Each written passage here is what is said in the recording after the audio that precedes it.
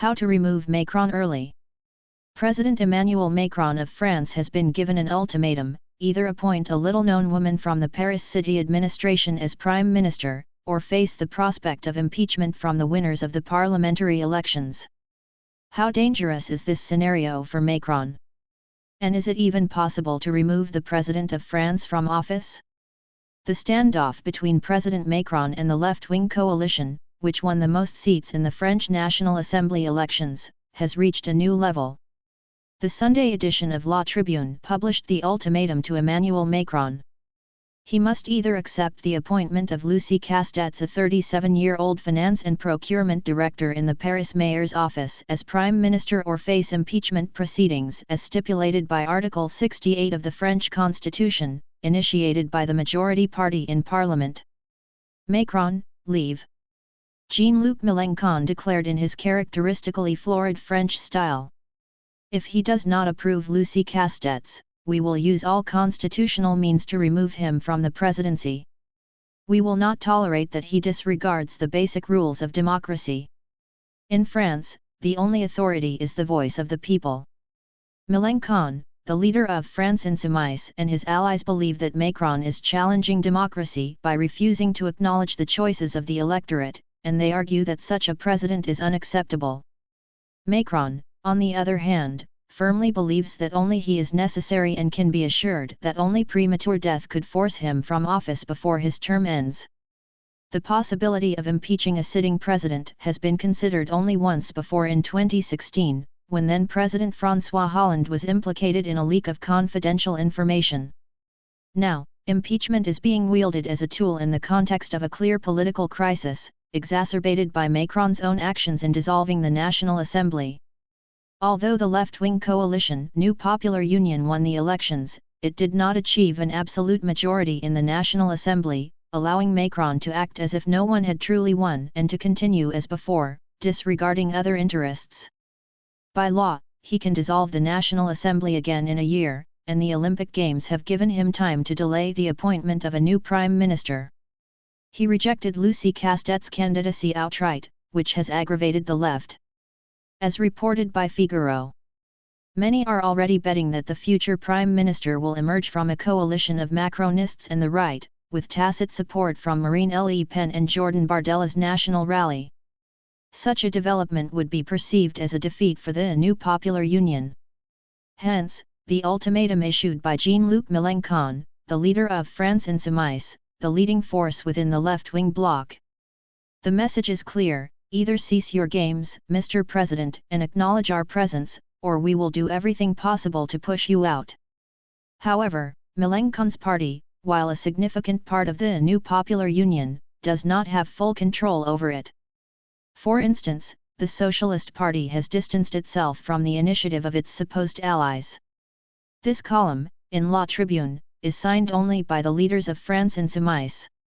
It reflects only their movement's views, noted socialist Olivier Faure. Encouraged, Macronists immediately attacked the proponents of the impeachment initiative. Are they planning to remove the president because he does not cater to Mélenchon's wishes? Absurd. Questioned the current Justice Minister Éric Dupond-Moretti, who is expected to be dismissed any day now. Nevertheless, theoretically, impeachment is possible. How to remove the president? The French, being quintessentially French, have surrounded the process of removing the head of state with numerous additional conditions. First, a Supreme Court must be convened. A resolution for this must be passed by the Bureau of the National Assembly, where the New Popular Union holds 12 out of 22 votes. The resolution then needs to pass through the Law Commission before being approved by at least 2/3 of the National Assembly deputies. A similar procedure is required in the Senate, which, unlike the lower house, is largely composed of right-wing and pro-Macron forces. If the Supreme Court is convened, it must include deputies from both houses, and the decision to impeach the president must be approved by 2/3 of its members. In other words, at least 617 out of 925 deputies and senators must vote in favor. Considering the composition of both houses, French journalists confidently assert that the impeachment project has virtually no chance of success. Yes, Mélenchon's party might manage to initiate a vote on convening the Supreme Court. However, to pose a real threat to Macron, at least 384 out of 577 deputies must initially support the initiative. In theory, these votes could be gathered if the process of removing Macron from the presidency were supported by the right and far-right factions, particularly the National Rally, which holds 126 seats in parliament. However, the relationship between the far left, represented by Mélenchon's party, and the far right in France is such that the sky is more likely to fall than for them to collaborate. At the same time, Jean-Luc Mélenchon is a figure capable of surprising even seasoned political analysts. Not long ago, many of them, such as Jill Finkelstein, head of the Jean Jaurès Foundation, were giving interviews suggesting that the new popular union, largely created by Mélenchon himself, had no chance of winning the elections.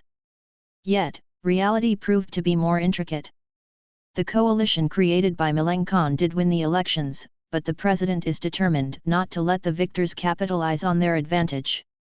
The left, although effectively granting the president a reprieve due to the Olympics, is not prepared to tolerate this situation.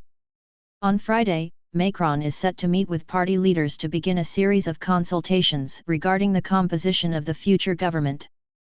As possible alternatives to Lucie Castet's, names such as Bernard Cazeneuve and Xavier Bertrand have surfaced in the press. Cazeneuve, a socialist, has previously served as prime minister, while Bertrand is a Republican, a right-center party in France. Among Macron's allies, there has already been some sarcasm, suggesting that the best candidate for prime minister is Emmanuel Macron himself.